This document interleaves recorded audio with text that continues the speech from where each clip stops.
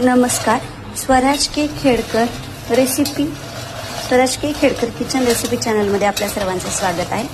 तर आज मी बनवणार आहे शेंगदाण्याची चिक्की, जी की मार्केटमध्ये खूप थोड्या प्रमाणात 40 ते 50 रुपयाला त्याची एक स्ट्रिप भेटते. तर आपण घरच्या घरी शेंगदाण्याची चिक्की बनवूया. त्यासाठी मी शेंगदाणे मंद आचेवर भाजून घेतलेले आहेत आणि आता मी त्याची साल्टे काढत आहे आणि त्याला 2-2 पार्टमध्ये डिवाइड होईल असं करत आहे. त्यानंतर मी जेवढे शेंगदाणे घेतले त्याच प्रमाणात गूळ घेतलेला आहे.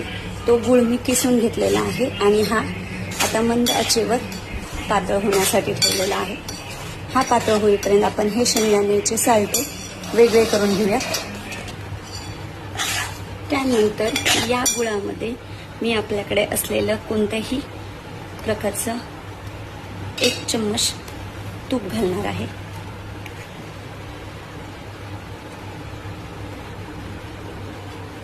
आणि हे तूप सुद्धा या गुळामध्ये मेल्ट करून घ्यायचं आहे आपल्याला.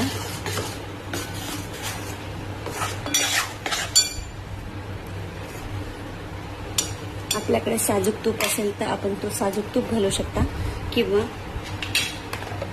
डालडा, आपल्याला जे चवीनुसार चांगलं लागेल ते करू शकता. आता हे आपण ह्याला मेल्ट करून घेऊया. हे तूप आणि हे गूळ हे असं एकजीव होते.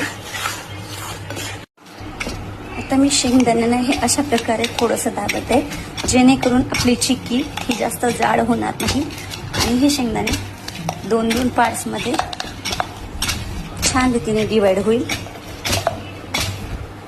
तोपर्यंत आपण इथे गुळामध्ये तूप टाकून मेल्ट होण्यासाठी ठेवलेले, हे पण आपल्याला मंद आचेवरच होऊ द्यायचं आहे.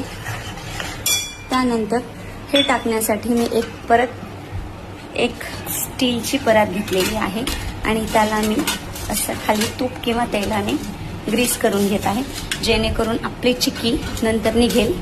आपण हे मंद आचेवर गुळाला पातळ होण्यासाठी ठेवलेलं आहे. आपला गूळ पातळ झाला किंवा नाही त्यासाठी आपण एक टेस्ट करणार आहोत. आपण एका वाटीमध्ये थोडंसं पाणी घेतलंय आणि हा गूळ थोडासा त्याच्यामध्ये टाकून बघायचा. त्यानंतर हे जर असं चिकट लागत असेल तर याचा अर्थ आपला अजून गूळ चिक्कीसाठी बनलेला नाहीये. आपण अजून थोडा वेळ त्याला हीट होऊ देऊ, परंतु मंद आचेवरच. आता आपला हा गूळ आणि हे मिक्स होत आहे. परत आपण एकदा चेक करूया की हा बनलाय की नाही.